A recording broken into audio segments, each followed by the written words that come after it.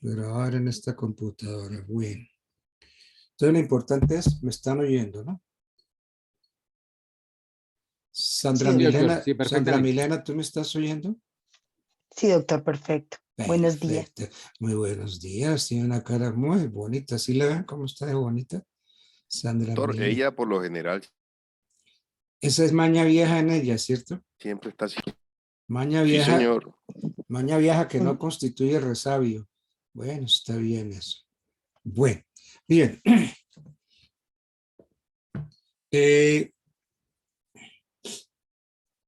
en derecho colombiano tenemos que decir, y yo voy a recordar eso, y si no lo dije, pues lo estoy diciendo en este momento, no hay una libertad absoluta para testar.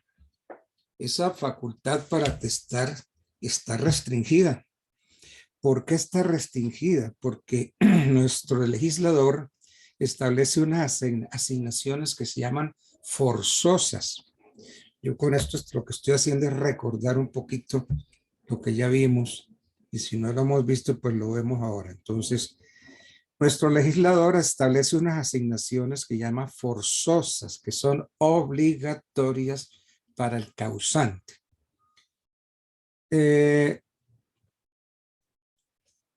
Entonces, las asignaciones forzosas son las que el testador es obligado a hacer. Asignaciones forzosas. Y según el código hoy, el Código Civil, modificado pues por un montón de normas, las asignaciones forzosas hoy son los alimentos que se deben a ciertas personas. La porción conyugal, que es la que quiero recordar ahorita entre un momentico, las legítimas y la cuarta de mejoras. Pero la cuarta de mejoras fue derogado o derogada por el artículo primero de la ley 1934 de 2018. De consiguiente, entonces, las asignaciones forzosas son los alimentos que se deben por ley a ciertas personas, la porción conyugal y tercero, las legítimas. Bueno, entonces, miremos, busquemos ahora lo que es la porción conyugal. Acordémonos que la porción conyugal en la época de Andrés Bello tuvo origen en la llamada cuarta marital. Andrés Bello la tomó del derecho romano y luego eso fue recogido por la legislación española. Pero entonces Andrés Bello le cambia, le hace algunas modificaciones y entre esas le quita el título de cuarta marital y le pone porción conyugal. Entonces, según dispone el artículo 1230 del Código Civil, y si tienen por ahí, ábranlo para que lo recordemos, 1230 del Código Civil.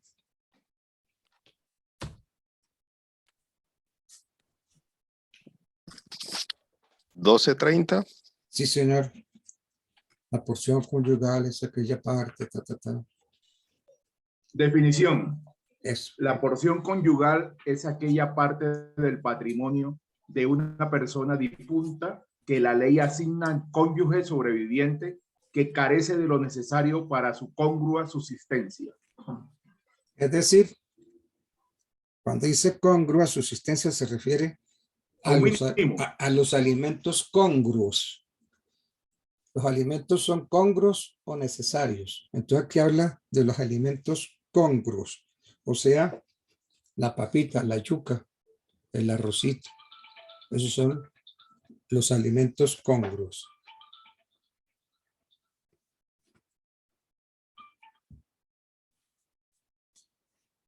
Bueno. Entonces la porción conyugal es aquella parte del patrimonio de una persona difunta que la ley asigna al cónyuge sobreviviente que carece de lo necesario para su congrua subsistencia, es decir, no tiene alimentos congruos.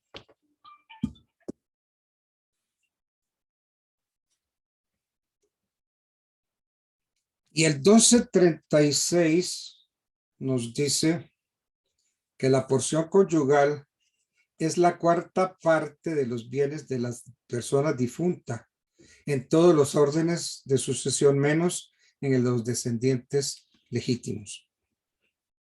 Entonces, la cuarta parte de los bienes del causante.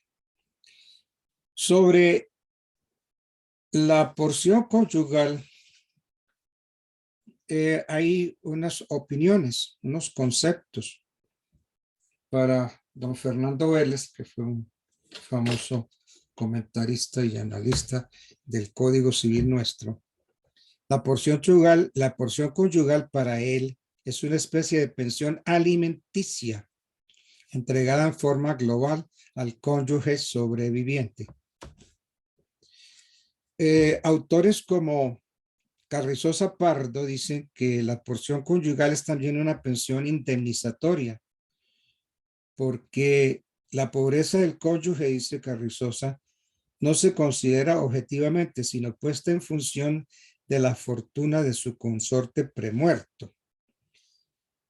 Y entonces, tenemos pues que insistir que la porción conyugal es una de las asignaciones forzosas que el testador está obligado a respetar. Bueno, esa es la porción conyugal.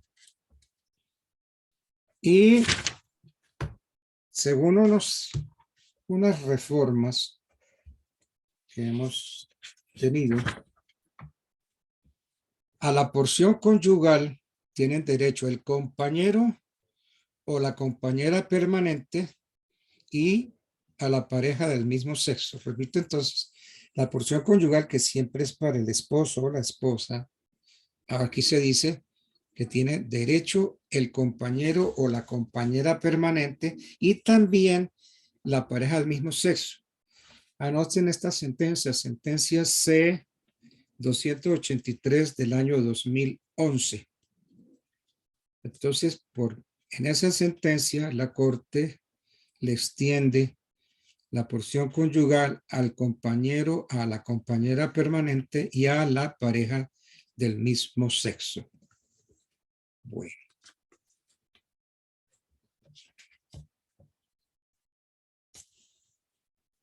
Profe, yo tengo dos preguntitas. Uy, se me vino fuerte con dos preguntas. Pues hagamos la segunda. No, las dos, profe. Mira, la primera es muy simple. Si la pareja tiene o no carece de lo necesario, aún así la porción conyugal es obligatoria. Sí, es que aquí se piensa que sí, que se le da a la pareja que carece de lo necesario para su congrua subsistencia, pero si la porción conyugal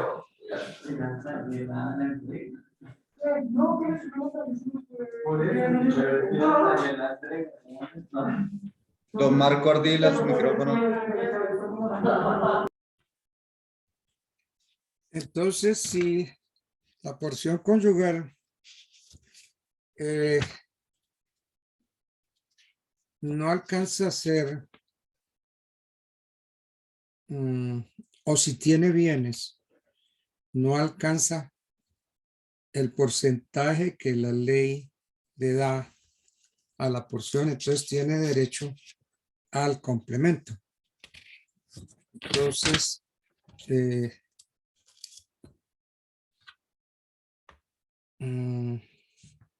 sí, tiene derecho al complemento de la porción conyugal. ¿Ok? Listo, profe. Y la segunda pregunta es, ¿qué pasa si la persona estaba casada, o sea, tenía un contrato de matrimonio con una persona? Perdóname, ¿cuál persona? Estamos hablando del... Perdón, del difunto. Tenía su esposa, pero adicional durante un tiempo también tuvo compañera permanente ahí. ¿De quién priman los derechos? Obvio, por eso decimos que a la señora la llamamos la primerísima. La primerísima. Es que si está vigente el matrimonio, si no se ha disuelto, pues la esposa tiene todos los derechos. Y la amiga, ¿qué hacemos con la amiga? ¿Sí ve? Estoy Ok, entendiendo, gracias. estoy entendiendo que el cónyuge estaba casado y al fallecer, pues deja esposa, pero también tenía una amiga, ¿cierto? Esa es la inquietud, ¿no es así? Sí, sí, o sea, también tenía labores de compañero permanente con otra persona. Sí, no, no, no, no. No, se le concedió, como les dije, por gracia de la corte, se le concedió a los compañeros permanentes, pero realmente no tenemos ahorita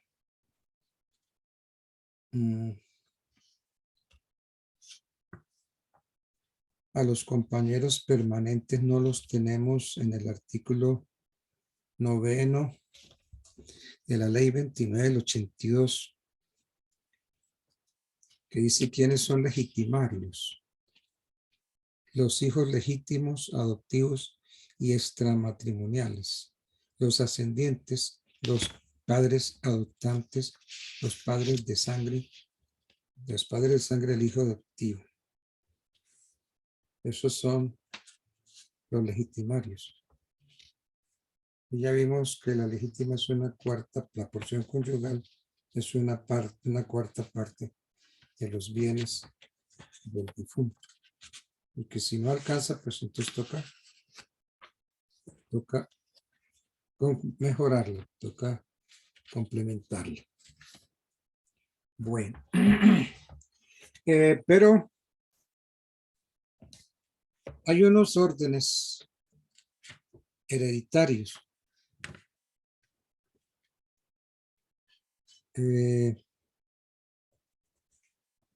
Nosotros tenemos 5 órdenes hereditarios.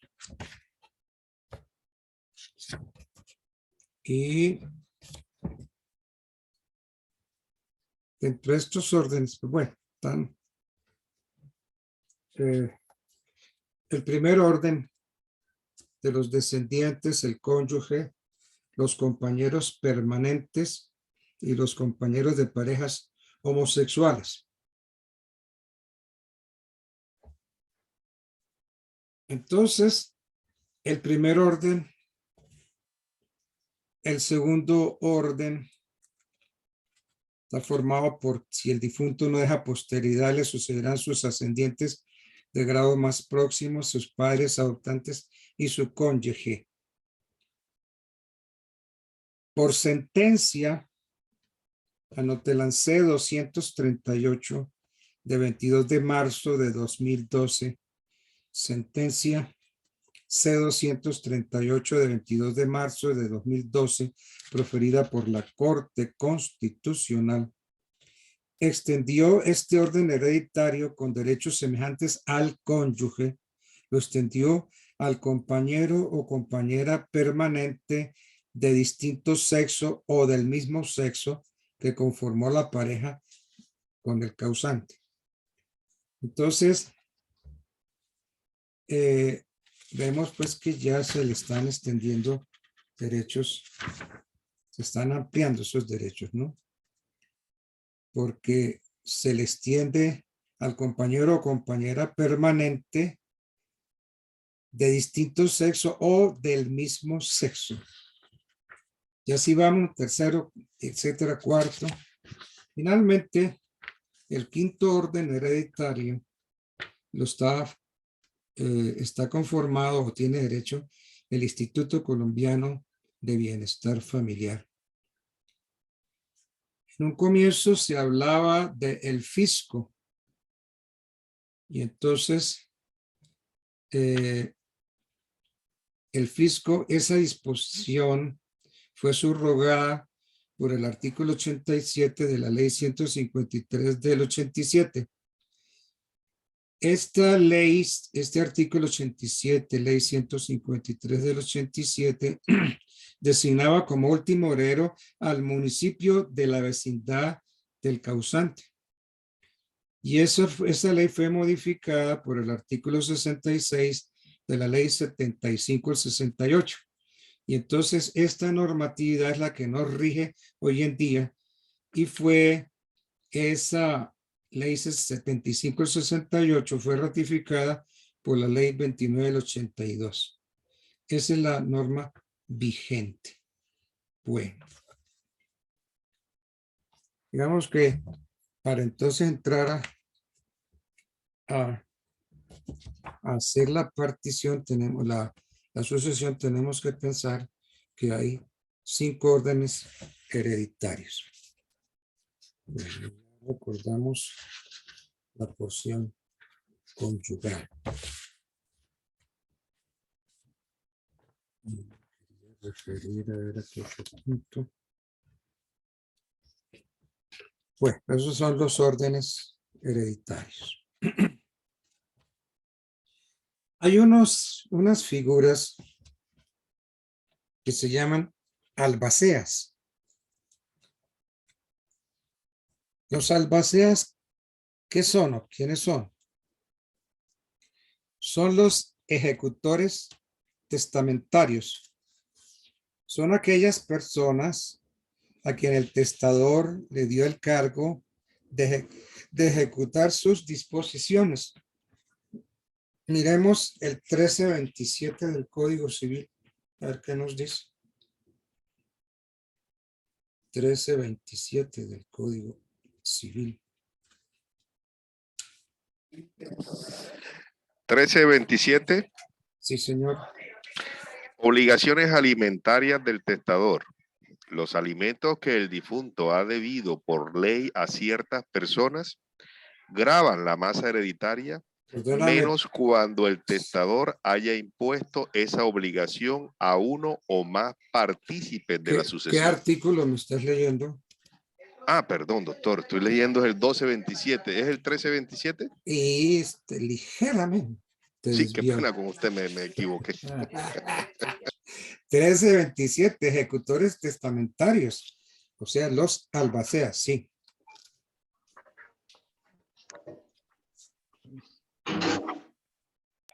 Definición de ejecutores testamentarios o albaceas. Eso. Ejecutores testamentarios o albaceas son aquellos a quienes el testador da el cargo de hacer ejecutar sus disposiciones. Perfectamente leído. 1327.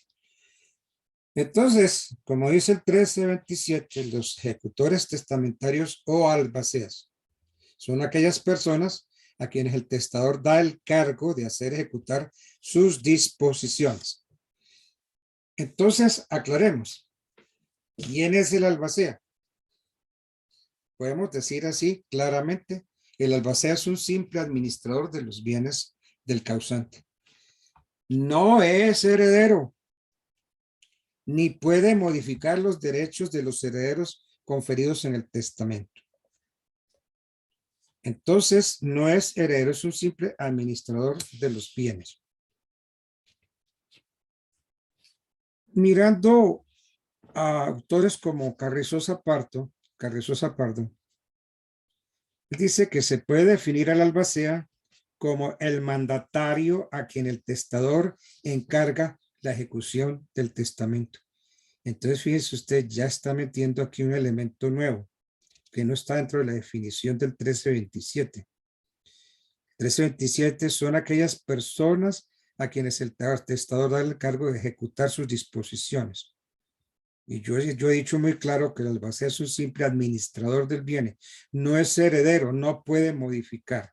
Pero Carrizosa Pardo dice, como el mandatario a quien el testador encarga la ejecución del testamento, es un mandatario, es una persona encargada de cumplir después de la muerte del causante.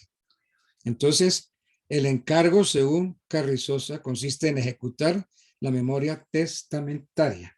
Entonces ya estamos metiéndole aquí el mandato. ¿Sí ven? Ya encontró Carrizosa Pardo. Profesor, Mandato. una pregunta. Entonces, ya tenemos que hacer una diferencia con entre el mandato y el albacea. Profesor, una pregunta. ¿Ese Señor, albacea puede representarse en una persona natural solamente o jurídica también? Y adicionalmente a eso, al albacea se le debe generar algún tipo de remuneración por su servicio. ¿Y cómo se sí. define ese porcentaje? Bueno, ok. Empecemos. A ver, es que el albaceazgo es un cargo de confianza. Y mm, bueno, déjenme, yo quiero continuar porque es que si no me pierdo. Entonces, lo primero que tengo yo que aclarar es la diferencia que ya nos meten entre el administrador y el mandatario. Entonces, yo he dicho que el albacea es un simple administrador de los bienes del causante, no es propiamente un mandatario. Entonces, entre el albaceazgo y el mandato hay unas diferencias. Porque es que fíjense que ya nos metieron ahí una figura nueva al mandato y nos van a dañar el caminado. Entre el albaceazgo y el mandato hay unas diferencias. Pues que es por eso es que no puede uno tragar entero lo que los autores dicen. El mandato finaliza por la muerte del mandante. En cambio, el albaceazgo principia con la muerte del causante. Una gran diferencia entre el mandato y la administración. Entre el albaceazgo y el mandato. Segunda diferencia, el mandato es consensual. Por excepción, es solemne, pero el albaceazgo siempre es solemne. ¿Por qué? Porque debe instituirse por testamento, según artículo 1329 del Código Civil. ¿Qué nos dice el 1329? Si alguien lo tiene por ahí. Inhabilidades del albacea. No puede ser albacea el menor, aún habilitado de edad, ni las personas designadas en el artículo 586. Si no puede ser albacea el menor, aún que esté habilitado de edad, claro. Ni las personas designadas en el artículo 586. Ya esto que dice el código, que no puede ser albacea el menor, aún habilitado de edad, ya no hay habilitación de edad, según la ley 27 del 77. Entonces no puede ser albacea el menor. Entonces quitémosle esto a un habilitado de edad porque ya no existe la habilitación de edad por ley 27 del 77. Bueno. Entonces,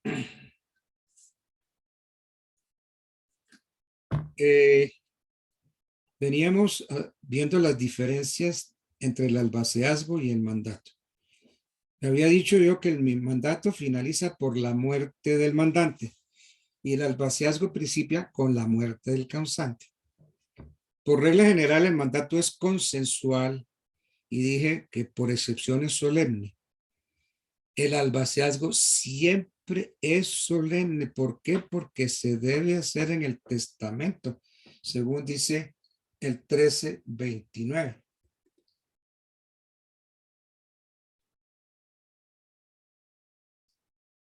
Pues,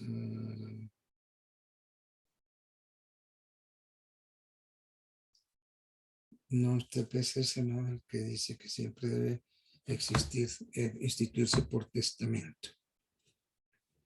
Otras de las diferencias, las atribuciones del mandatario las confiere el mandante, mientras que las del albacea las constituye la ley. Déjame ver si es el...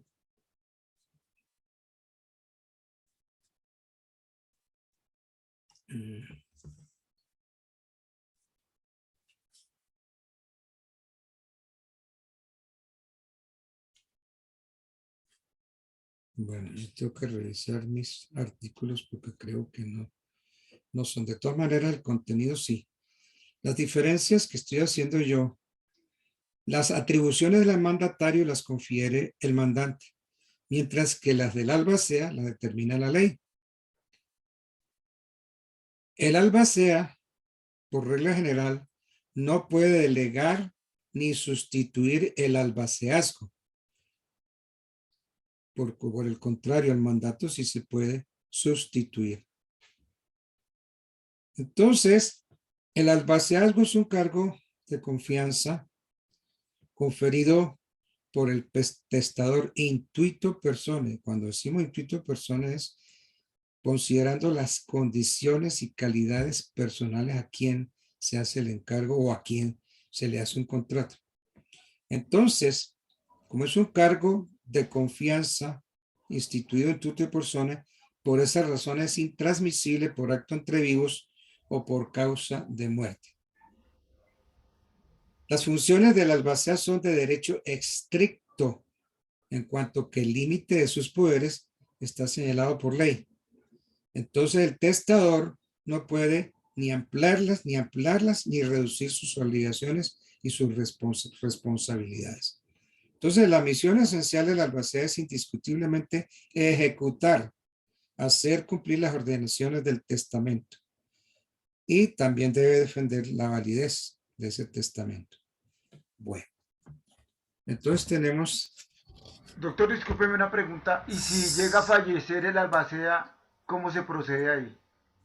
Ah, sí. Como es... Si llega a fallecer el albacea, Como el albacealgo ¿cómo es un podemos cargo... proceder? Primero digamos que es personal. El albacealgo es un cargo personalísimo, por cuanto se fundamenta en la confianza que deposita el testador en la persona designada para el cargo. Entonces, esta característica implica que el albaceazgo debe ser desempeñado personalmente por el nombrado. Y por esa razón, por ser intuito personae, es intransmisible a sus herederos, es indelegable. Entonces, miremos, yo no sé si es el 1336 o el 1337, ya me da miedo dar artículos porque estoy pifiando los artículos. Sí, está El bien. 1336 Sí, sí, habla de la... Ya aquí está.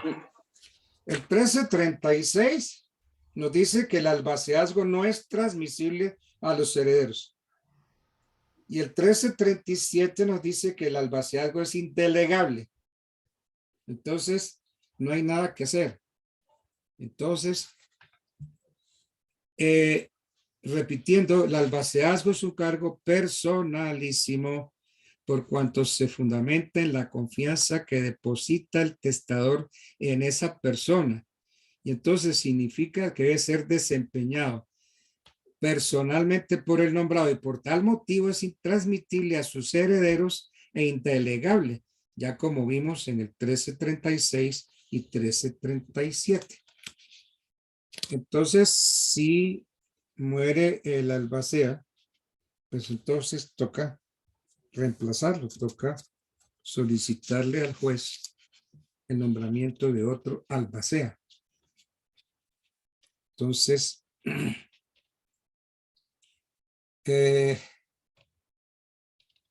hay que pensar obviamente que los menores de edad no pueden ser albaceas, aún habilitados de edad. Porque es que esa habilitación de edad desapareció hoy, porque hoy o tú eres mayor de 18 o eres menor de 18. Bueno.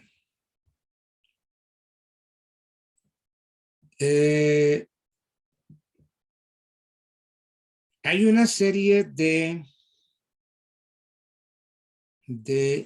incapacidades. Por ejemplo, creo que es la ley 1306 del 2009. 1306 del 2009, artículo 73 de esa ley, que nos dice que son incapaces para ejercer el albaceazgo un montón de personas que hace una enumeración como de 11 personas que no pueden hacer el albacea. Entonces, la designación del albacea, sí, ese artículo 73 de la ley 1306 del 2009 trae pues 11 casos.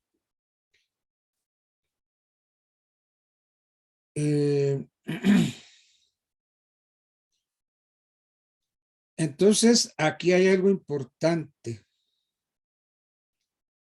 Si se le entregan bienes o no al albacea.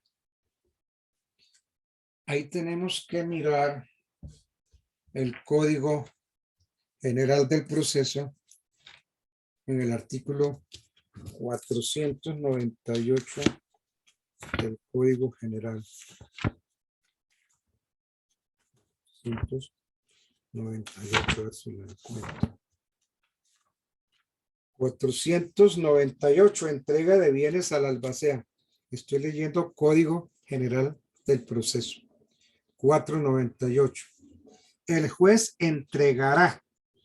Miren que el verbo está en imperativo. No es que el juez si quiere, no. El juez debe entregar. El juez entregará al albacea con tenencia de bienes que haya aceptado el cargo, aquellos a que se refiera su gestión en diligencia para cuya práctica señalará día y hora.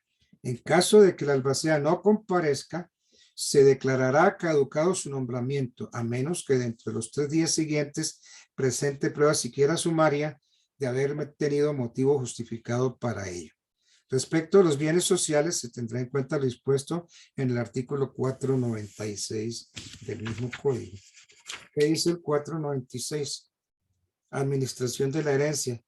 Desde la apertura del proceso de sucesión hasta cuando se ejecutaría la sentencia aprobatoria de la partición o adjudicación de bienes, la administración de estos se sujetará a las siguientes reglas. Entonces aquí está el 496 que habla de la administración de la herencia. Bien. Entonces estábamos viendo la entrega de bienes al albacea. Doctor, una pregunta. Señor. Qué pena con usted, doctor, interrumpirlo. Doctor, pero el albacea finalmente hay algo que no entendí claro. ¿Lo nombra el juez o lo nombra el testador? No, lo nombra el testador. Pero en caso de que muera, lo nombra el juez. Exactamente. Es que acuérdense que el albacea se nombra por testamento, pero si fallece, entonces lo nombra el juez, lo designa. Bueno, entonces estábamos viendo era si había entrega de bienes y cuál es el procedimiento. Entonces el 498 del Código General es el que nos dice cómo se hace la entrega de bienes. Bueno. Según el artículo 1341 del Código Civil, 1341 del Código Civil, 1341, dice ¿Por qué le digo yo 1341? Porque son las funciones para el albacea. Aquí está 1341. Toca al albacea velar sobre la seguridad de los bienes. Hacer que se guarde bajo llave y sello el dinero, muebles y papeles, mientras no haya inventario solemne. Y cuidar de que se proceda a este inventario con citación de los herederos y de los demás interesados en la sucesión, salvo que siendo todos los herederos capaces de administrar sus bienes, determinen unánimemente que no se haga inventario solemne. Entonces el 1341 nos hace una enumeración de las funciones del albacea. Son, a ver, A, B, C, D, F, E, H, I, J, K, L. Son todas estas funciones según el 1341.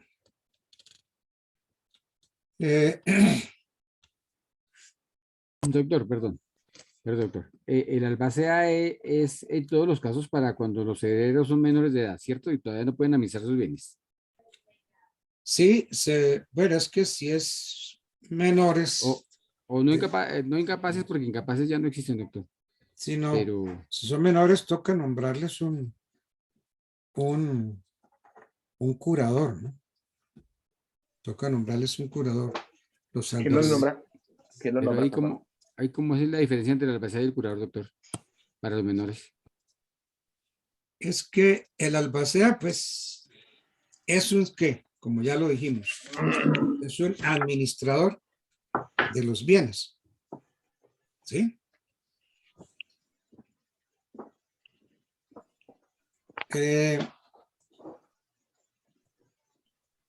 Pero dentro de las funciones, pues, sí tiene que resolver los problemas que surjan después del fallecimiento del causante, a fomentar el cumplimiento más exacto y puntual de la última voluntad del testador, a facilitar la conservación y administración del caudal relicto y a distribuir dicho caudal pacífica y ágilmente entre los coherederos. Pero el albacea no puede representar al menor porque son menores de edad. Y entonces, si no tienen representantes legales, entonces toca acudir a un juez de familia para que le nombre un representante. Los menores de edad, menores de 18 años. Bueno. Entonces hay albacea con y sin tenencia de bienes. Eso nos quedó muy claro. Sea con y sin tenencia. Entonces las funciones son las mismas, con o sin tenencia. Y que tiene que cumplir las medidas cautelares que veíamos para allá. Creo que era el 1353. Bueno.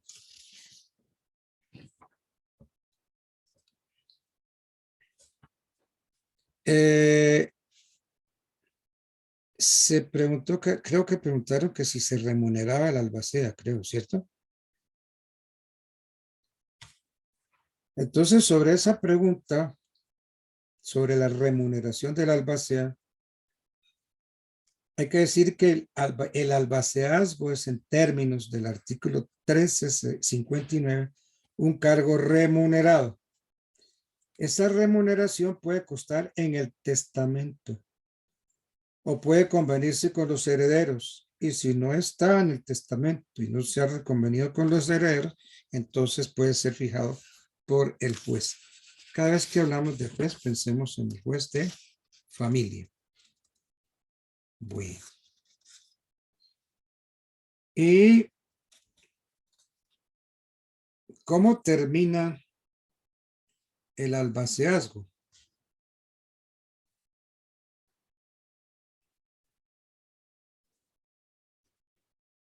Pero a ver, pensemos primero en el término de duración del albaceazgo. A ver qué dice por artículos 1360 y 1361.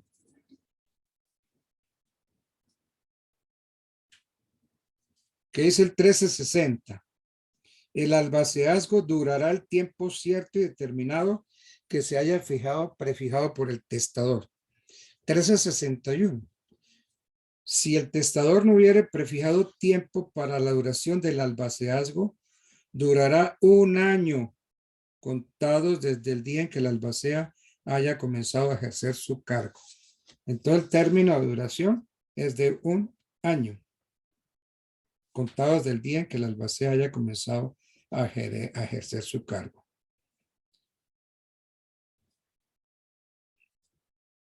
Entonces, el causante puede fijar un plazo para el albaceazgo, pero si no lo señala, sabemos que por el 1361 es de 1 año. Ahora, ¿se puede prorrogar? Sí.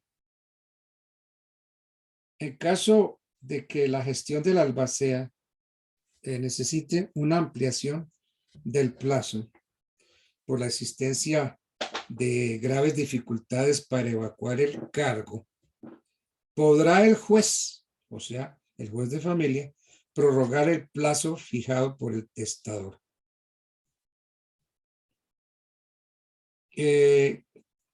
Este plazo fijado por el testador o la ley o ampliado por el juez se debe entender sin perjuicio de la partición de los bienes y de su distribución.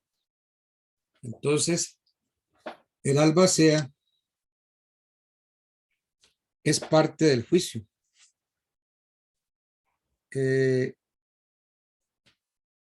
Aunque se dice que la intervención del albacea en un proceso no es necesaria, pues diríamos que la de los herederos es igualmente imprescindible.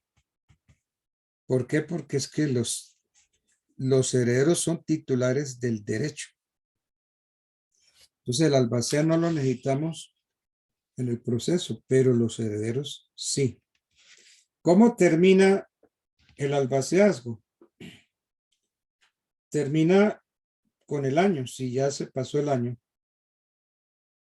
Como dijimos que el albaceazgo dura un año, entonces que se puede ampliar, pero si no, termina al año. También termina por muerte del albacea. Entonces, como es un cargo intuito personae, no admite delegación. Termina también por renuncia. Termina por remoción. Termina por haber cumplido su encargo o gestión. O termina por incapacidad sobreviniente. Entonces, se le puede pedir al juez que lo reemplace. Bien, ¿qué más podemos decir?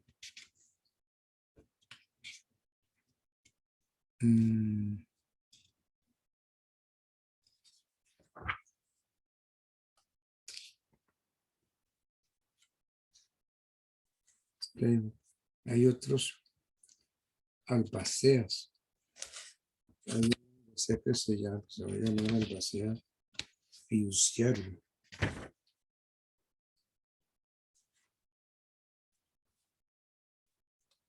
Y puede haber pluralidad de albaceazgos.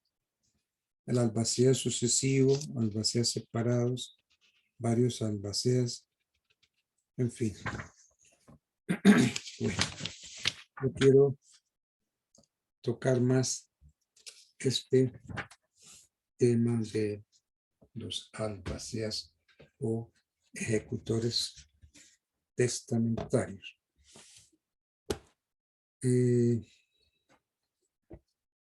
Dentro de los temas.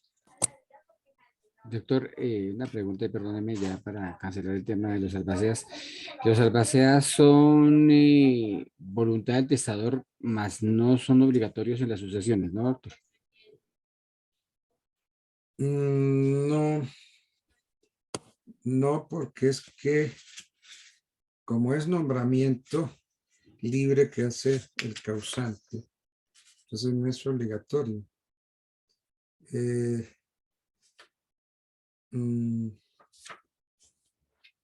¿Qué prohibiciones? Yo no sé si yo no he hablado de eso, ¿no?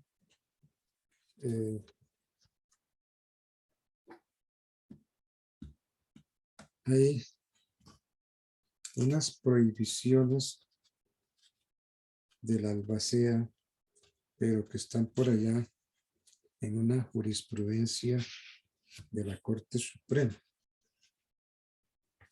Unas prohibiciones muy claras. Yo no tengo esa sentencia de la Corte. Bueno. Doctor, una preguntita, por favor. Señor. Pues con respecto ya saliendo del tema de la albacea, pero tiene relación, ¿cómo procede uno, por ejemplo, si el causante ha muerto a término Perdón, corto? ¿cómo procede qué? ¿Cómo procede uno en una sucesión, por ejemplo, cuando con respecto al causante que tuviera 3 hijos, uno de sus hijos ha fallecido en un término corto o cercano antes de la muerte, o en el mismo accidente donde murió el causante? ¿Cómo entran los bienes o la familia o los hijos? ¿Cómo los ingresa uno a una sucesión? Gracias. Espere que me está revolviendo cosas. Hágame la consulta, pero bien hechecita. La consulta mía, doctor, me escucha. Gracias, le repito. Sí. La consulta mía es, ¿cómo procedo yo como abogado o como familiar o como afectado beneficiario con respecto a si en el mismo momento de la muerte del causante muere uno de los herederos? Esa herencia, ¿cómo entra en la sucesión o los hijos de ese heredero tienen derecho a reclamar algo o colaborar? Gracias, le agradezco. Claro que sí, el heredero es heredero. Y si muere, el momento en que fallece también el causante, si él muere, entonces él puede transmitir sus derechos a sus hijos. Entonces, ellos van, es lo que se llama la representación. Ellos van en representación del padre, que es quien tenía pues, el derecho de entrar a la sucesión. Entonces van en representación del padre fallecido, porque ese derecho que tenía el padre, entonces se le transmite a los hijos por representación. No. Gracias, doctor. No hemos tocado ese tema, pero la representación creo que está en el 1041 del Código Civil, que si lo tiene por ahí me lo quiere leer, por favor. Ya lo busco acá. 1041. Bueno. Dice el 1041 del Código Civil, 1041. Sucesión avintestato. Exacto. Sucesión avintestato.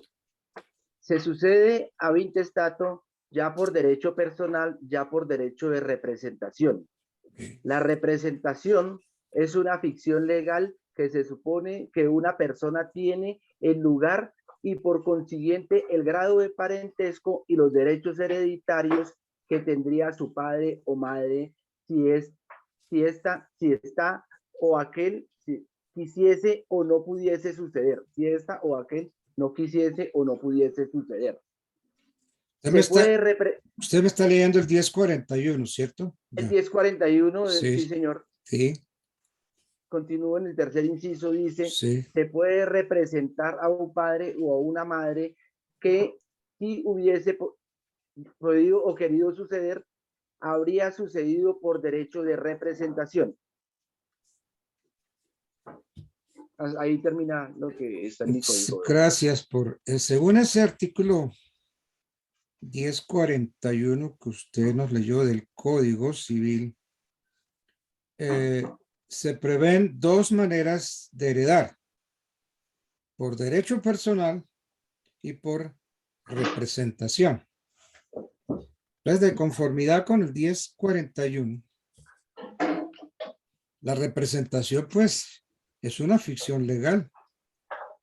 Es una ficción legal porque se supone que una persona tiene el lugar y por consiguiente el grado de parentesco y los derechos hereditarios que tendría su padre o madre si esta no quisiese o no pudiera suceder.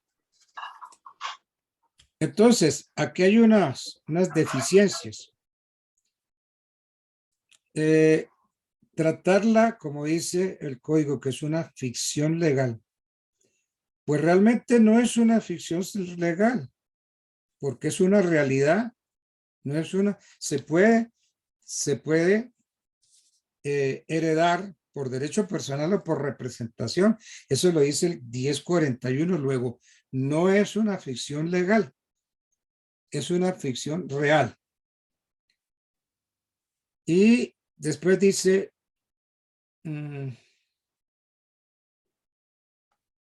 ¿cómo es que dice el 1041? La representación es una ficción legal en que se supone que una persona tiene lugar y por consiguiente el grado de parentesco. Pues es que eso sería inocuo, ¿no?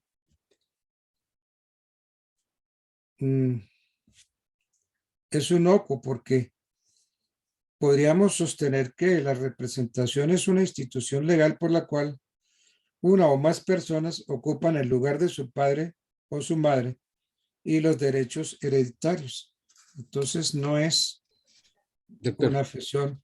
Y esto y por consiguiente el grado de parentesco, eso y por consiguiente el grado de parentesco, esas expresiones, eso es inocuo, ¿no? Doctor, una pregunta ahí. Señor. En el caso del 1041 de la representación, doctor, esa representación es para vivos, ¿no? Porque se dan los casos, por ejemplo, que muere el padre y quedan unas acciones y el hijo siempre lo ha representado en las juntas de la empresa. Entonces, cuando muere el padre, ¿él puede seguir haciendo la representación o ya no puede ir como representante? No, hasta ahí llega, porque la representación termina con la muerte, ¿no? Ese derecho de representación. Doctor, otra preguntita, por favor. Señor. Con respecto también a la representación, ¿tiene algún término, como le dijera yo, de retroactividad? O sea, si el padre fallecido, el testador está muriendo día de hoy y hoy se inicia pues el tema del testamento porque hoy fallece el causante, pero el hijo fallecido del que estamos hablando, causa de la representación, es un hijo fallecido hace 5 o 10 años, 2 años. ¿Que hay algún término para eso? Porque en ese tiempo también se pudo haber generado o acrecentado, fortalecido la masa hereditaria.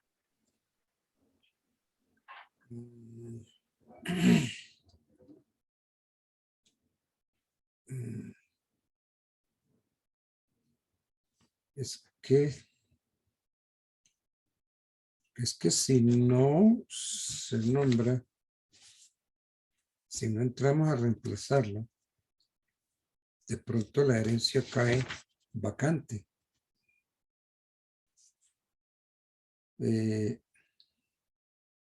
Porque es que para configurarse la representación, creo que yo lo había dicho, es indispensable la concurrencia de algunos elementos. A ver, que se haya deferido la herencia al causante. Es decir, ¿qué es eso? Que al fallecer el causante y declararse la apertura de la sucesión, debe existir el llamamiento actual al heredero para aceptarla o repudiarla. Entonces, hay que llamar a los que son posibles herederos. Hay que hacerles la delación de la herencia. Pero, a ver, ¿cómo fue la pregunta en sí? Gracias. ¿Le planteo la pregunta nuevamente, doctor? Sí, señor. Sí, gracias. Hasta ahí me ha resuelto una parte, sí. La pregunta en sí es, con un ejemplo, lo digo pues para que usted, con un ejemplo, si estamos empezando, el causante de este proceso falleció hace un mes, pero resulta que dentro de sus hijos, sus 5 hijos, por ejemplo, hay uno que falleció hace 5 años. Los otros, o sea, él tiene sus hijos, sus nietos, tienen derecho. Usted está diciendo que van a llamar, sí, claro, cuando se abre la sucesión, se abre el llamamiento y ahí se pueden presentar ellos como los hijos del difunto, nietos, pues, como herederos.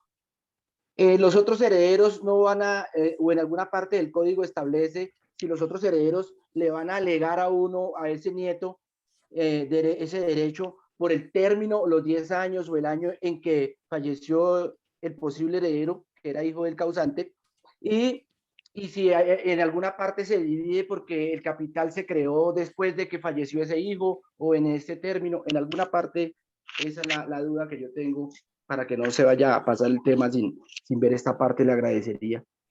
Es que estoy pensando que la sucesión de pronto cae como herencia adyacente o como herencia vacante. Vacante, yo no sé si les leí el artículo 485 del Código General del Proceso. Cuando hablamos de herencia vacante, cuando transcurren 10 años desde el fallecimiento del causante sin que se presenten herederos a reclamar la herencia. Entonces el juez de oficio o a petición declara o declarará vacante la herencia. Entonces, y eso trae una consecuencia muy grave, porque si pasan 10 años desde el fallecimiento del causante, el juez, una vez declarada la herencia como vacante, puede ordenar el remate de los bienes y su producido se dejan a los gastos causados por la administración y a los honorarios para el administrador si lo hubiera. Aquí hay un peligro pues de que llegue a ser herencia vacante y si no, de pronto herencia yacente. ¿Cuál es la herencia yacente? Yo les leía el 482 del Código General del Proceso que dice que si pasados 15 días de abrirse la sucesión no se hubiere aceptado la herencia o una cuota de ella ni viere albacea con tenencia que haya aceptado el cargo, el juez de oficio o a petición del cónyuge o del compañero, etcétera, etcétera, puede declarar yacente la herencia y entonces designa un curador para esa yacencia. Entonces, la herencia que nadie ha aceptado puede ser declarada yacente. Entonces, es el miedo que me da a mí de que la herencia caiga como yacente o como vacante. ¿Sí? Entonces, usted me decía que qué pasa si... Ay, repítamela, por favor, para no... No se preocupe, doctor. ¿Qué pasa si uno de esos herederos, digamos de 5, uno era fallecido en un término hace 5 años, él falleció? En esta sucesión, ¿cómo entran esos nietos? O si tiene un término. Ese derecho que tenía el padre se los transmite a los herederos. ¿Sí? Pero acuérdense que yo les leí el Código General que dice que si pasados 15 días desde la apertura de la sesión no se hubiera aceptado la herencia, entonces el juez puede llegar a declarar yacente la herencia. Y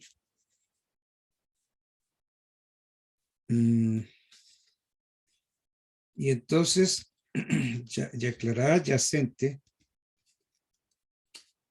puede haber incluso venta de bienes yacente o la herencia vacante. Pero así de rápido, doctor. Así de rápido. Es que estamos pensando, déjeme, estoy mirando.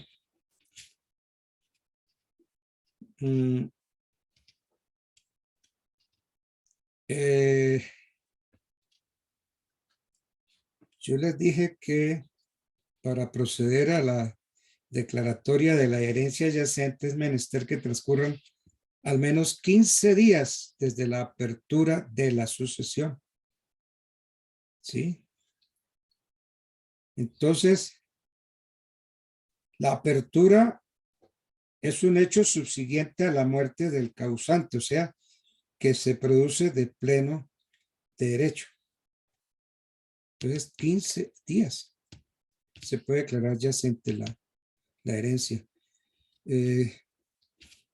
Creo que fue el artículo 482, si mal no estoy, que les leí. Sí, doctor, y se habla sobre los 15 días, doctor. Sí. El 482 es de GP, doctor. Pero doctor, pero ahí me Está surge una 4. pregunta. Cuando yo les lea las normas, anótenlas, porque es que se las leo, usted no le paran bola y después están preguntando y No, enredando doctor, el asunto sobre lo mismo. está claro, doctor, pero le quiero preguntar algo, doctor. Para el hecho de que no haya aceptación, ¿tiene que manifestarlo plenamente ante el juez de que ninguno acepta o que nadie se presente?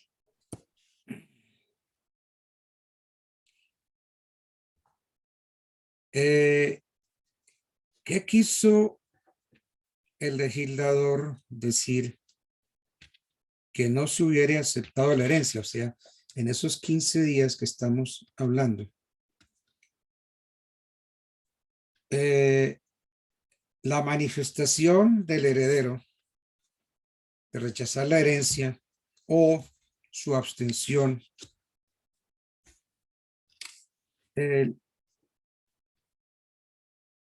Yo les decía que es posible declarar la herencia yacente cuando ha habido una abstención en el sentido de que la aceptarla o repudiarla. Entonces, no se puede declarar herencia yacente si no hay un pronunciamiento del juez. Y entonces tenemos pues que pensar que la herencia yacente transcurren los 15 días desde la apertura de la sucesión y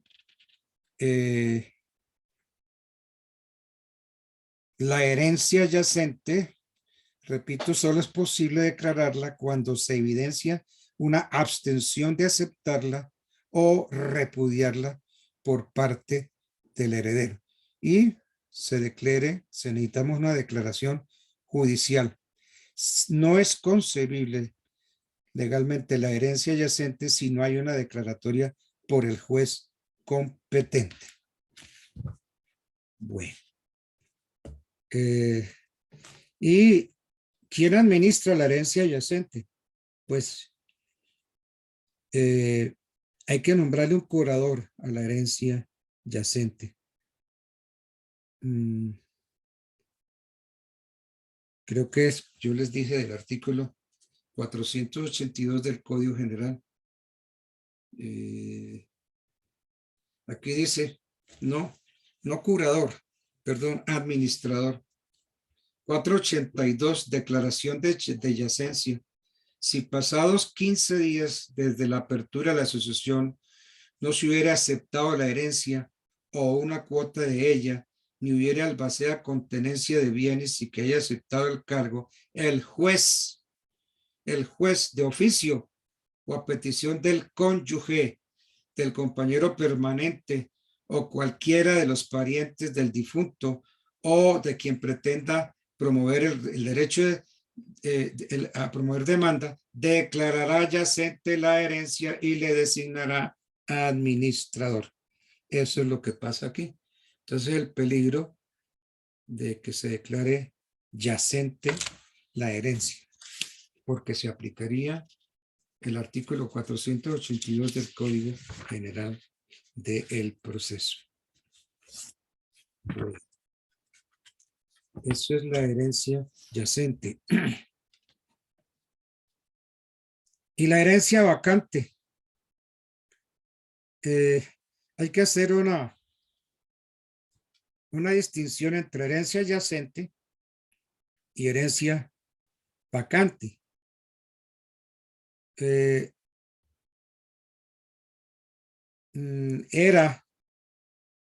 Era vacante cuando no había heredero conocido y recibía la herencia en el último terno del Estado por conducto del Instituto Colombiano. Entonces, según el 485 del Código General del Proceso, transcurridos 10 años desde el fallecimiento del causante, sin que se presenten herederos que reclamen la herencia, el juez de oficio o a petición del interesado declarará vacante. ¿Sí ven? Entonces, yo les decía que podíamos caer en herencia yacente o en herencia vacante. Entonces, la vacancia, 10 años y yacencia, 15 días. Entonces, declaración de vacancia, transcurrió 10 años desde el fallecimiento del causante sin que se presenten herederos, el juez de oficio o a petición, entonces declara vacante la herencia. Bueno. Ustedes me matan a mí con sus preguntas. Está bien las preguntas, muy buenas. Unas preguntas pareciera que las están sacando de libros de autores. Pero bueno, y eso no me molesta. Gracias, doctor. Ya que dice de libros y de autores, ¿usted nos puede recomendar otro autor donde podamos profundizar sobre este tema precisamente? Bueno, miren, hay el libro de Derecho de Sucesiones de un ex magistrado de Roberto Suárez Franco. Eso creo que lo tienes Temis. Derecho de Sucesiones de Roberto Suárez Franco. El doctor Suárez Franco fue decano de la Facultad de Derecho de la Universidad Javeriana, fue consejero de Estado, fue magistrado del Tribunal Superior de Bogotá y ha sido profesores en la Universidad de La Sabana, la Universidad del Rosario, la Universidad de los Andes, en la Sergio Arboleda y también en la Santo Tomás de Aquino. Aquí nomás nos lo tomamos. De modo que ese es un buen libro para sucesiones. Ahora, aunque hay libros que están pues considerados obsoletos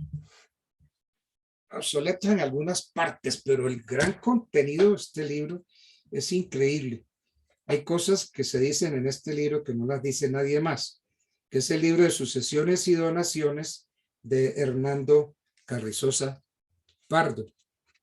Hernando Carrizosa Pardo pues fue otro jurista de renombre, pues me acuerdo que fue miembro de la Academia Colombiana de Jurisprudencia y profesor de Derecho Civil en algunas universidades. Entre esos, yo recuerdo haberlo visto en la Universidad Javeriana. Esta obra de Hernando Carrizosa Pardo es una belleza de obra. Que es que eso está ya obsoleto. No, obsoleto en algunas cosas, pero en su gran parte está pero vigente. Y los comentarios de Hernando Carrizosa Pardo no los tiene nadie más. Entonces ese puede ser otro libro importante para leer. Pues también está las sucesiones de, si yo tengo acá el libro de otro gran autor, excusen un momentito. Sucesiones.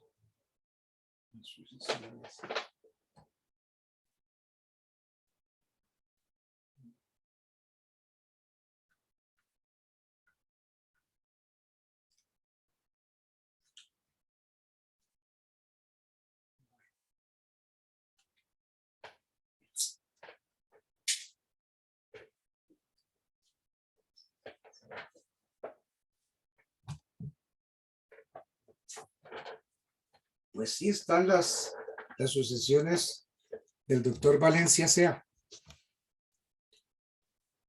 De modo que, y todo, y además que ustedes tienen algo que yo no tuve cuando fui estudiante, que es de una utilidad increíble. El maestro Google. Yo no tenía eso porque en mi época no había internet, entonces yo no tenía cómo ampliar mis conocimientos. Entonces yo me volví ratón de biblioteca, me iba para todas las bibliotecas a ampliar el tema específico. Eso era una belleza, eso sí era trabajo interesante para hacer. Me acuerdo que en el externado de la carrera 16 con calle que 30 y pucho, ahí vivía el que fue después presidente de la Corte Suprema de Justicia, Alfonso Reyes Echandía. Alfonso Reyes Echandía, y no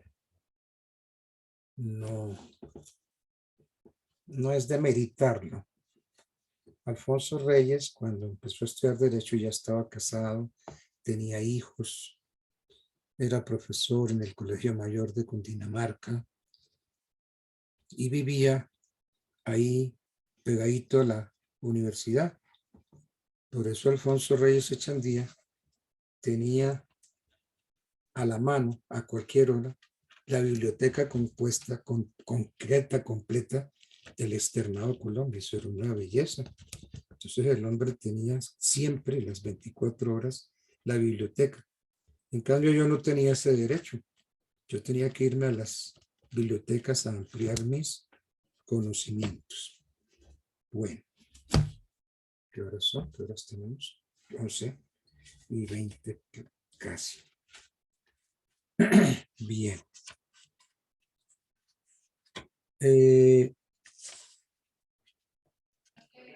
Doctor Edgar.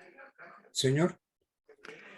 Doctor, es que tenemos, bueno, yo tengo la siguiente duda, que es la siguiente. En virtud de que el albacea es un cargo de confianza, este podría, en caso de cumplirse alguna de las causales de indignidad sucesoral, iniciar el proceso. Cargo de confianza al albacea. ¿Y este podría iniciar qué? Un proceso de indignidad sucesoral. ¿El albacea? Sí. Es decir, que él declarara indignidad sucesoral o declarar indigno al albacea. No me queda claro eso. A ver si la reformulo, profesor. Tenemos en cuenta que el albacea es un cargo de confianza, ¿cierto? Que de alguna u otra manera el testador lo depositó en una persona para que fuera el albacea. Sí, señor, es cierto. En caso de cumplirse alguna de las causales de indignidad sucesoral, este podría Pero a ver, iniciar indignidad sucesoral, ¿en quién? en alguno de los herederos. No sé, usted es el que me está haciendo la pregunta. No, por eso, precisamente en alguno de los herederos. Hay indignidad sucesoral en uno de los herederos. ¿Y ahí qué tiene que hacer? ¿Qué tiene que ver el albacea? Si él podría iniciar algún proceso de indignidad sucesoral.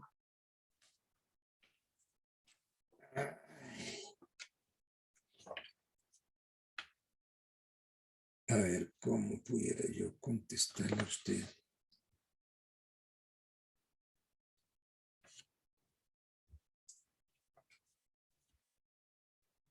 Hay una indignidad en uno de los herederos, ¿cierto? Esa es Sí, claro que sí. esa es la inquietud. Sí, es decir, alguno de los herederos es indigno para poder recibir la herencia. Y en ese orden de idea, el albacea podría iniciar dicho proceso. Esa es de pronto la inquietud que me asalta en estos momentos, simplemente. ¿Y dónde la encontró? ¿En qué libro? No, profe, no la he encontrado. Simplemente es que en virtud de que, o sea, depositó tanta la confianza en ese albacea, ¿podrá este de igual manera desarrollar ese proceso al ver indigno a alguno de dichos herederos? Ese de pronto es la inquietud al respecto. Indignidad.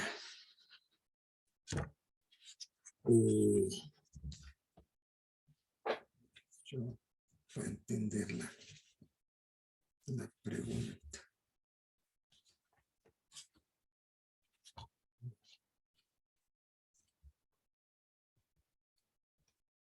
Me tengo que ubicar las indignidades. Y más lo digo, profesor, porque es que en alguna de las obligaciones que tiene que cumplir el albacea es precisamente velar por la seguridad de dichos bienes, hacer que se guarde el dinero bajo llave y sello, hacer que se guarden los muebles y papeles, velar para que se haga necesitando a los herederos y a las demás personas que puedan estar interesadas en la sucesión. Pero nótese que para el tema de la indignidad, de acuerdo a lo que estoy leyendo en el código y demás, no encuentro si efectivamente este albacea pueda desarrollar tal situación. Esa es una pregunta bien fregada. Es que yo tengo que ponerme a buscar aquí ahorita. Eso está entre las causales de indignidad. Que no lo tengo aquí muy a mano. Déjame ver.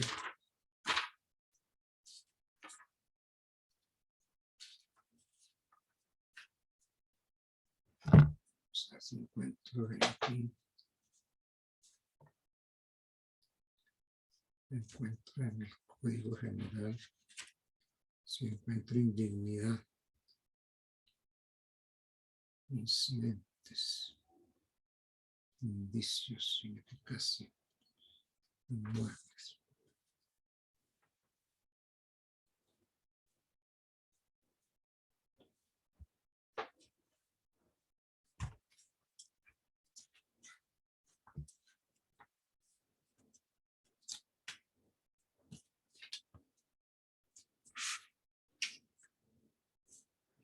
Estas preguntas que ustedes se cranean o que las encuentran por ahí.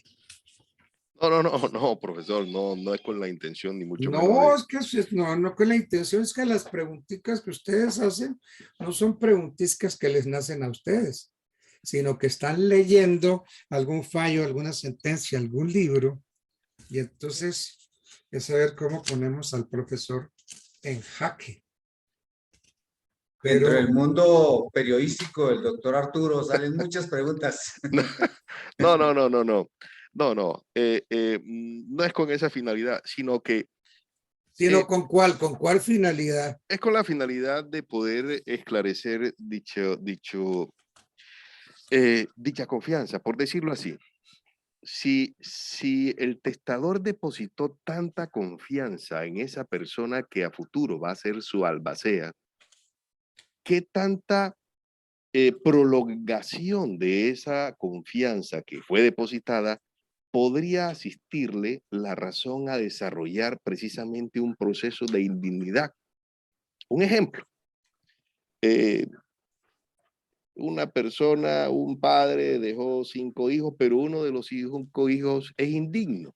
Y el testador conocía efectivamente, previo a su muerte, que ese era indigno, que ese hijo era realmente muy,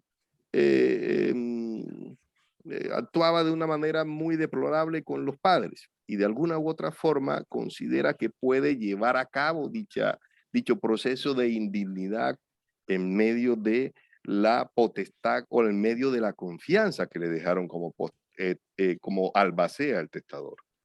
Esa es de pronto mi inquietud al respecto.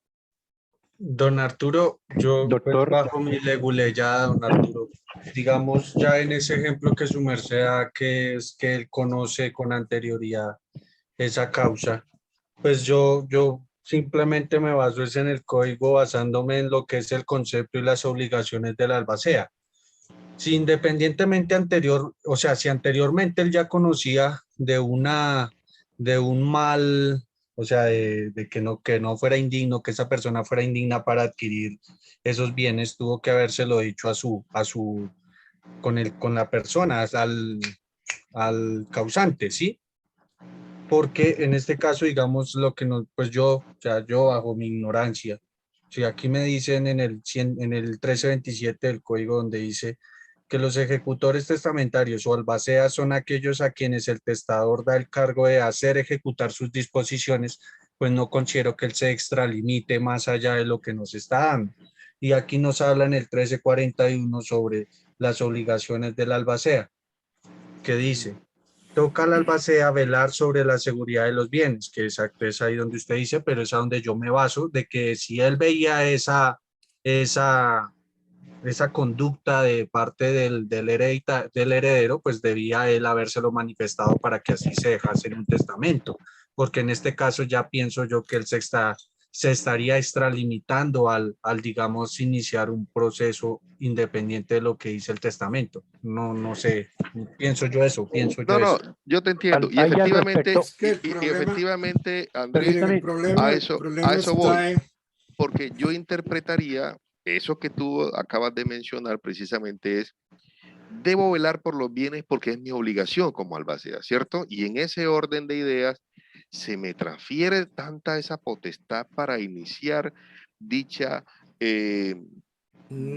proceso de indignación, ¿ok? Esa es de pronto la duda. Claro está. Y eso lo comparto en el sentido de que una de mis funciones como albacea o una función del albacea es precisamente proteger la seguridad de sus bienes. ¿Ok? Pero un momentico. Pero ¿hasta dónde Pero a ver, la ley momentico, me da esa posibilidad?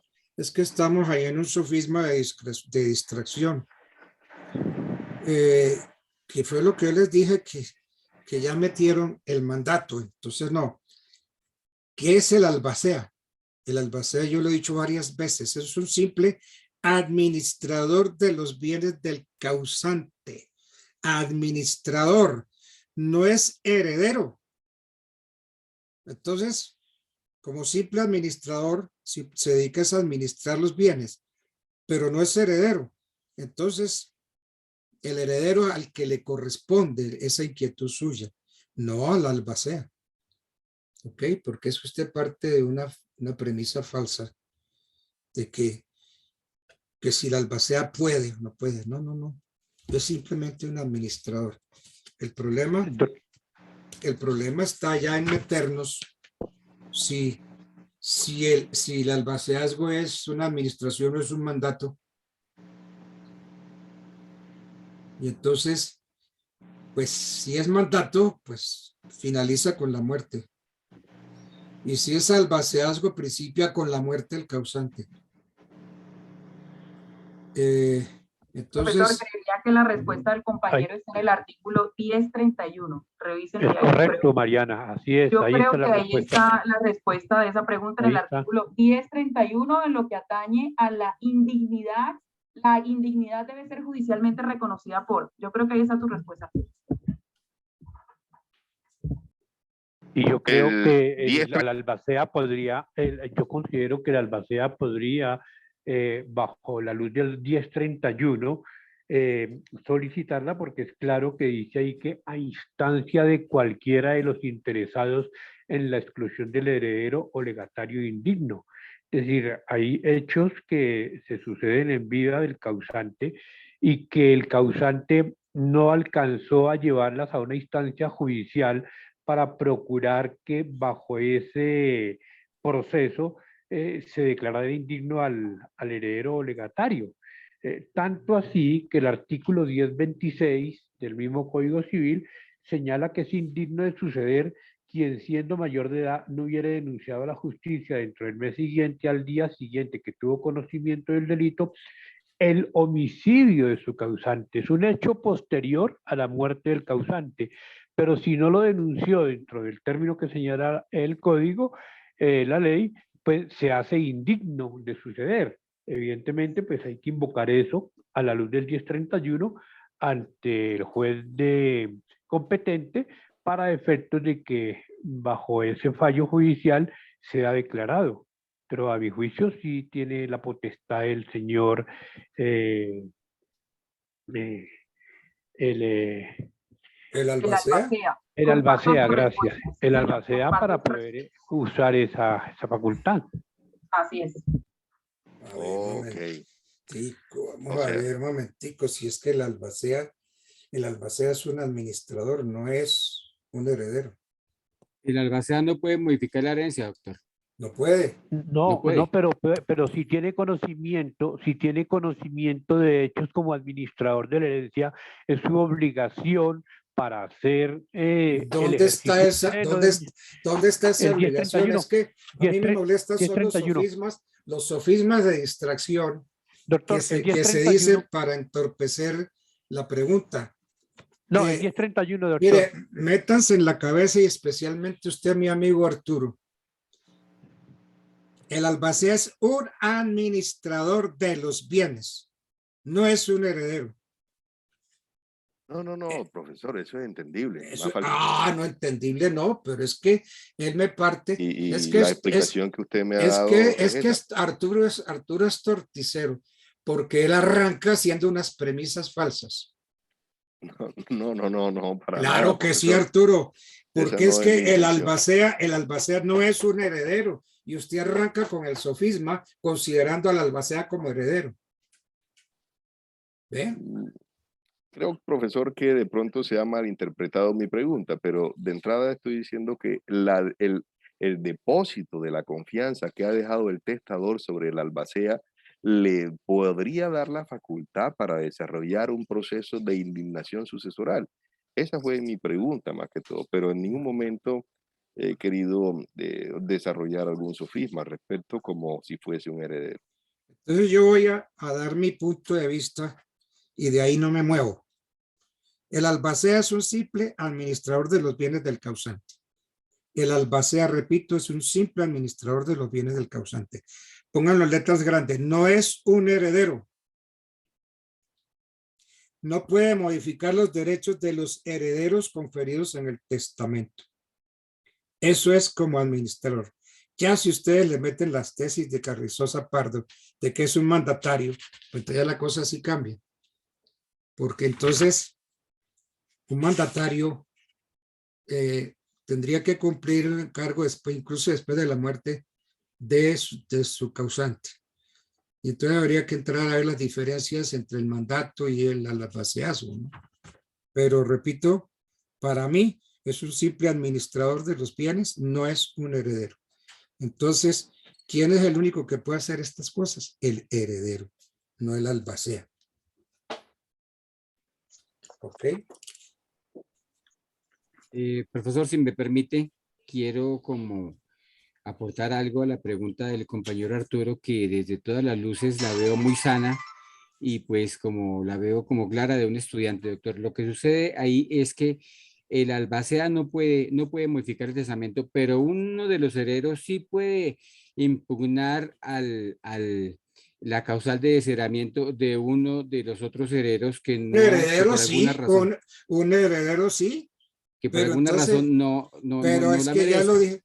Oiga, yo no sé si ustedes tomaron nota de lo que yo he dicho, por favor escríbanlo en letras grandotas. Lo repito, el albacea para mí, es un simple administrador de los bienes del causante, no es heredero, no puede modificar los derechos de los herederos.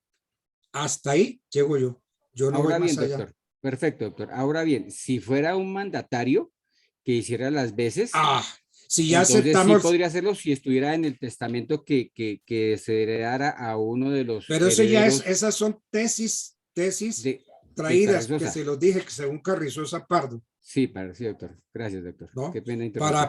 Para Carrizosa Pardo sí es un mandato. Pero entonces, si ustedes lo aceptan como mandato, pero no puede partir de una premisa falsa, mi querido Arturo Mojica, porque usted está partiendo de la premisa falsa, de que es un mandatario. No lo dice, pero entonces como el albacea puede, como... No. A usted le tengo miedo, Arturo, porque arranca siempre con premisas falsas. No, profesor. Se lo repito, Arturo, yo no sé dónde fabrica usted las preguntas ni a quién lee, pero desde ya, se lo vuelvo a repetir, el albacea es un administrador, no es heredero. Entonces no me parta de la premisa de que arranca considerándolo como heredero.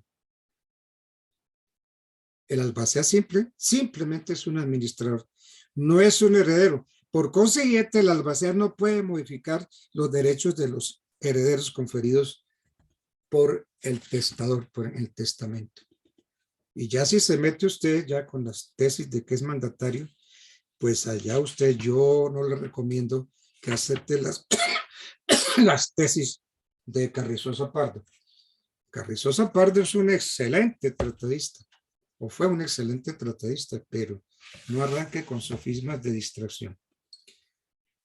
Uy, ustedes son miedosos, especialmente Arturo Mojica, le tengo ya a usted miedo porque profesor. usted fabrica la pregunta arrancando con premisas falsas y las da como ciertas. No. Sí, La pregunta.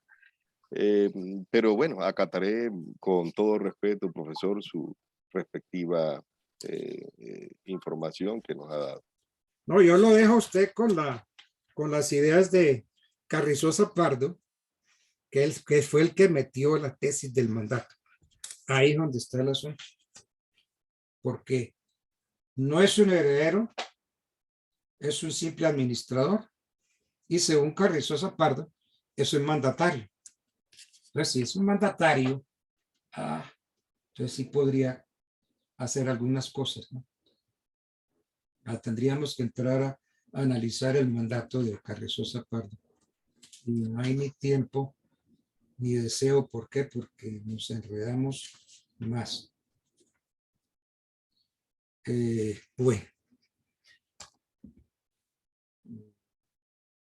Faltan 20 para las 12. Doctor, no obstante, para hacer alguna claridad en el aspecto que estamos hablando, el mandatario que tuviera algún tipo de facultad tendría que estar determinado por el testador en vida para que hiciera esas funciones después de su muerte. El testador encarga, el mandatario es la persona a quien le encarga la ejecución del testamento, según Carrizosa, ¿no? Según Carrizosa, aquí hay un mandato, ¿no? para mí no hay mandato, ¿no? Para mí es una simple administración de bienes. Incluso... Don Arturo, qué pena, doctor, don Arturo, y esto pues no sé hasta qué punto yo le doy la interpretación al artículo 1030 del Código Civil. De pronto ahí también nos puede dar como pues no sé, es que yo lo entiendo de una manera, no sé si de pronto eso pueda solucionar ahí las inquietudes de ese tema de si se puede o no. Pues ya sería que su merced lo leyera y le diera la interpretación a ver si lo interpreta igual que yo. Que digo que la pregunta de Arturo es muy sencilla. Arturo pregunta, el albacea está encargado de la herencia. Hay 5 hijos herederos. Él puede determinar si uno de esos 5 hijos no tiene derecho a esa herencia.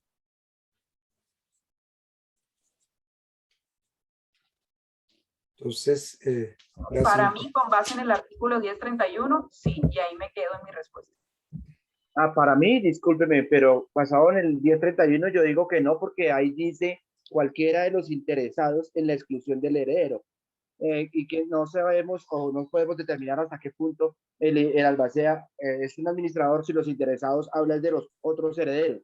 No, yo... el profe en su experiencia que nos, por favor, nos diga. Gracias. Yo agradezco ahí lo de Andrés, y efectivamente ni más faltaba, claro que sí, le doy lectura. Lo mismo igual Luis. Lo que puedo entender del profesor es que, claro, el albacea le han dispuesto una confianza como que se la pone el testador. Y el albacea es un simple administrador de bienes, es lo que podría entender de lo que el profesor pues muy amablemente nos afirma, ¿ok? De conformidad con el artículo 1030 y 1031, que muy amablemente alguno de nuestros compañeros nos ha manifestado en esta clase, es donde se concentra de pronto la discusión en el sentido de si efectivamente podría el albacea o no desarrollar tal proceso de indignación. Podría entender de lo que manifiesta Andrés del artículo 1030 que no lo podría hacer. Sin embargo, nótese que Jairo y Mariana tienen otra interpretación del artículo 1031, manifestando que efectivamente podrían hacerlo los interesados. Yo sigo respetando la postura de quien nos enseña, pues toda vez que manifiesta que efectivamente es un simple administrador. Eso es lo que de alguna u otra manera podría al respecto, no sin antes respetar, claro está, cada una de las consideraciones que aquí han expuesto cada uno de ustedes. A ver, yo tengo pues una inquietud, ¿no? Que ahorita una querida alumna dice que ella no se mueve de ahí, del 1031. El 1031 es muy claro. Hay que declararla en juicio, la indignidad. Pero a instancia, dice el 1031, de cualquiera de los interesados en la exclusión del heredero o legatario. Entonces será que una persona, el albacea, que no es heredero, tiene o puede pedir la indignidad. Si bien sabemos que la indignidad se pide y se solicita mediante un proceso judicial, profesor, teniendo en cuenta el artículo 1031, pues podemos darnos cuenta de que ahí hay una palabra clave que es la exclusión del heredero o legatario indigno, pues siempre y cuando esta albacea coloque en conocimiento judicial de que esos bienes pues deben ser debidamente revisados antes de, y más si esa albacea, como dice Arturo, era de confianza del causante y tiene de pronto cierto conocimiento de que esa persona pueda ser declarada indigna mediante vía judicial. Yo comparto lo que dijo el compañero Jairo y ahí me quedo porque para mí es claro el artículo 1031. Yo lo manifiesto de esa manera y lo interpreto así. Un momentico, pero entonces dice el 1031 a instancia de cualquiera de los interesados en la exclusión del heredero. Y entonces, la indignidad hay que declarar el juicio, pero ¿quién tiene la facultad? Instancias de cualquiera de los interesados. Entre los interesados están los herederos, no están los albaceas, porque no es facultad del albacea. Porque, vuelvo y repito, yo me quedo con mi tesis de que el albacea es un simple administrador de los bienes del causante. Si fuera heredero podría, pero como no es heredero, entonces el albacea no puede ponerse a pedir las indignidades de personas, ¿no? Porque varía más allá de sus funciones. Simplemente él administra los bienes del causante y no se puede meter con funciones de heredero. Ese es el problema de aceptar las tesis de Carrizosa, que dice que ya no hay administración, sino que es un mandatario. Ya metió la tesis del mandato. Entonces tendríamos que meternos a hacer un análisis bien a fondo, las diferencias que hay con el mandato. Porque... Pero muy interesante ese artículo 1031, porque usted siendo el docente tiene su punto de vista y nosotros que apenas estamos aprendiendo, pues yo me quedo en que sí puede. De todas formas, me voy a poner a investigar bien y voy a preguntarle a dos profesionales que sepan del tema, a ver el punto de vista de ellos y mirar bien, revisar a ver qué, porque es bastante complejo el 1031. Usted tiene su idea y yo tengo la mía y ahí me quedo. Perfecto, no está bien, pero es que está muy claro que ¿quién metió las tesis del mandato? Es que preguntémonos eso. Entonces yo siempre, y me insisto, el albacea es un simple administrador de los bienes del causante, no es un mandatario. Y empecemos porque el mandato finaliza por la muerte del mandante. Y entonces ahí se complica todo. Y el mandatario es consensual, mientras que el otro es por testamento, ¿no? El albaceazgo siempre es solemne. ¿Por qué? Porque debe instituirse por testamento. Entonces es un simple administrador de bienes. Para mí es eso. No es un heredero. No puede modificar los derechos de la herencia. Porque es que a instancia de cualquiera de los interesados en la exclusión del heredero. Sí, pero cualquiera de los interesados en la exclusión del heredero no es el albacea, porque al albacea no le interesa eso. Simplemente él tiene que cuidar los bienes de la herencia. Y entonces, como no es heredero, no puede entrar a pedir exclusiones de nadie. Por lo menos es la lectura que yo le doy al 1031. Bueno.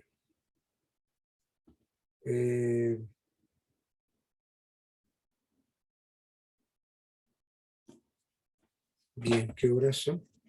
Uy, ya faltan 10 para las 12. Entonces, para reponer la clase, mañana nos encontramos a las 9 de la mañana, ¿es el asunto? Sí, doctor. ¿Esa es la idea? Esa es la idea, doctor, a las 9 de la mañana. Bueno, entonces, si Dios no dispone otra cosa, estaremos a las 9 de la mañana por estas mismas emisoras. Mientras Arturo Mojica empieza a cranear preguntas bien capciosas, bien jodidas, que encuentra, y él no nos dice dónde, ¿no? Él cranea sus... Doctor, excelente la discusión, doctor. Y sobre Entiéndame todo, que no, está interesante. El problema de Arturo es que nos envenena al comienzo dando por ciertas cosas que no están claras, que no están dadas por ciertas, como la de que el albacea es un mandatario. Ahí está el problema. Porque si se tragó las tesis de Carrizosa Pardo, pues entonces tenemos que decir que como el mandatario le encargan la ejecución del testamento, pues es un mandatario, como el albacea es un mandatario porque le encargan la ejecución del testamento. No, doctor, no puede haber mandatario después de la muerte del testador, doctor. No lo puede haber porque ahí muere. Claro. Con el mandato, con el testador muere el mandato. ahí muere, ahí muere. Entonces, usted lo dijo muy bien, el mandato finaliza con la muerte del mandante. En cambio, el albaceazgo principia con la muerte del causante. ¿Sí ve la gran diferencia? El albacea cuando se muere el causante, ahí empieza, porque lo nombraron por testamento. Ahora, no nos olvidemos, el mandato es consensual. En cambio, el albaceazgo es solemne, porque siempre tiene que hacerse por testamento. Si mal no estoy, es el 1329 del Código Civil. Ahora la pregunta, doctor, es, ¿podría ser la misma persona? ¿Cómo así?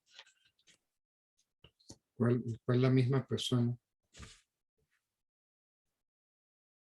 No le entiendo esa pregunta, me la baraja Perdón, mejor. doctor.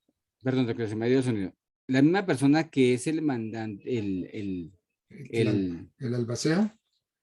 Sí, que es el albacea, podría ser también en vida del testador, podría ser ay, perdón, se me va el Pues lo puede término. cambiar, ¿no? El Puede cambiar su función, pero ser el mismo individuo. Es ¿o no? que Como es por voluntad. como el albaceazgo es solemne y se hace por testamento, él puede cambiar el testamento y nombrar otro albacea. No, Eso es pero si el Pero el causante mandante, doctor, si el mandante en en el vida. testamento dice que el albacea tome las decisiones que a él le conciernen, ¿no se podría así?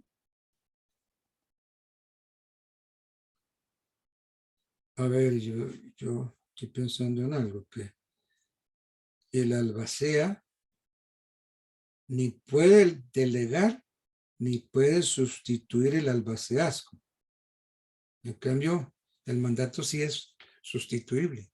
Entonces, según usted se ubique, así va a obtener su respuesta, porque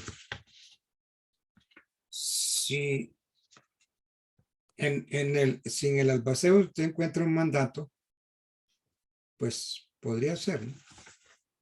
Pero si en el albacea usted lo considera como un simple administrador de los bienes y no es heredero, pues hasta ahí llega, no puede llegar más allá del albacea, ¿no? De pronto ahí está la discrepancia, profe, ahí en eso que usted acabó de decir, ahí en lo último que acabo de decir. Sí. Pero bueno, algo se aprende y con esos debates uno aprende mucho porque son preguntas muy interesantes. Buenísimo, buenísimo el debate, doctor, buenísimo. Son unas preguntas que yo le juro que Arturo Mojica no durmió anoche buscando la pregunta para ver cómo le pateo las espinillas al doctor Altamar. Y arranca de premisas falsas, que eso es lo que hay que ponerle cuidado a las preguntas de Arturo Mojica, que él parte Hay de unas... falacias, profesor, de falacias, de sofismas, eso es lo que dice Arturo. Exacto, ese sofismas Hasta de... petrista será. Ay, Arturo, ahora sí lo acabaron de cuadrar a usted. Uy, uy, uy, uy, uy, uy, uy, uy. No, si ya el profe hasta le dijo tortillero, cualquier cosa se puede esperar. No, de Arturo Mojica yo espero cualquier cosa, lo posible, lo imposible. Las preguntas las hace con una decencia. Ah, sí, no, la decencia que lo caracteriza porque es un hombre muy culto, un hombre que piensa bien sus palabras, un hombre que hace unas preguntas y cómo se expresa y analiza. Arturo es un tipo cultísimo en ese sentido y no cambia en ese sentido. Lo malo de Arturo es que se las prefabrica, las consulta y arranca siempre con sofismas de distracción. Ahí ese es el miedo que me da de las preguntas de Arturo Mojica. Por lo demás es un caballerazo, un tipazo. Habla muy bien, se expresa muy bien, construye muy bien. Va a ser un abogado excelente en una audiencia. Pero, ojo Arturo, que a mí me puede envolver y dar 3 vueltas, pero digamos, usted está ante un magistrado juez el juez lo puede coger a usted el poquito pelo que tiene y trapear con usted el piso. Eso sí puede ser. Ay, No, Arturo. no, profesor. No se ponga rojo, Juan Arturo, no se ponga rojo. No, doctor. Más bien, doctor, usted como buen cantante y afinada esta clase, consideraría yo que, por el contrario, esto de alguna u otra manera alimenta más nuestro interés precisamente en su clase.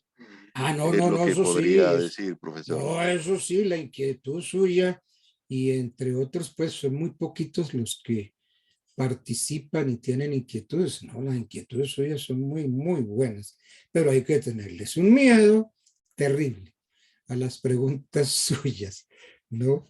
Sofista por excelencia. Entonces hay que tenerle miedo. Arturo es un hombre cultísimo. Hay que ver esa elegancia con que pregunta, ese respeto que le pone a la pregunta. Pero el miedo con Arturo es que él parte de unos sofismas, parte de unas bases, pero bien falsas y las da como ciertas. A menos, como lo estoy tratando de justificar, a menos de que para él el albacea sea un mandatario.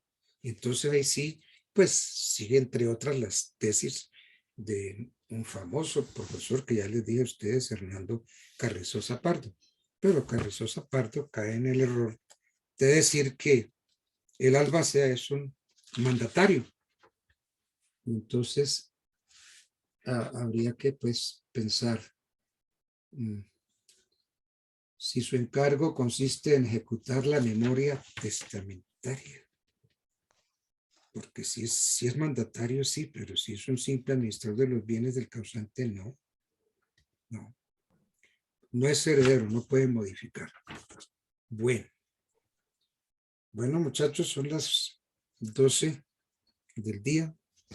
Y si Dios no dispone otra cosa más, yo creo que a las 9 de la mañana nos estaremos comunicando para ver entonces si seguimos tratando de reemplazar la clase. Bueno. Muchas gracias, profesor. Muy Doctor, amable. ¿no tiene que tomar foto, doctor? ¿Ni nada de estas cosas? Profe, yo le había escuchado que la clase mañana arranca más temprano, ¿o no? A las 9. Ok, listo. De 9 a 12 creo que es como convinimos, ¿cierto? Sí, doctor. Sí, doctor. Bueno, con la ayuda de Dios. Bueno, ha sido un placer saludarlos. Doctor, de igual manera, muchísimas gracias por su clase. Tenga muy buen día. Háganme el favor, esta noche amarren a Arturo para que no se ponga a pensar en preguntas así como las que él piensa. Él es un tipo, todo, doctor. Él es un tipazo, yo lo insisto, es un tipazo. Es un tipo, una calidad de compañero para ti. Sí. Sí. Sabe No. muchísimo, profe, sabe demasiado. ¿Y dónde usted lo ve? Sí, no, él con esa cara de yo no fui, ¿no? Y las trae loquitos a todos. Se lo compra. Diplomacia. No, el tipo elegantísimo. Tiene club de fans. Es un tipo elegante, muy culto, la expresión y todo, pero hay que tenerle un miedo terrible porque es viendo, bueno, yo le hago esta pregunta, pero yo parte así y de esta manera le pateo las espinillas al doctor Altamar. Bueno, ok, una buena noche, que descansen y amarren a Arturo esta noche. Bueno, Listo, doctor, muy amable. Bueno, bien. Doctor, gracias, muy amable. Bueno.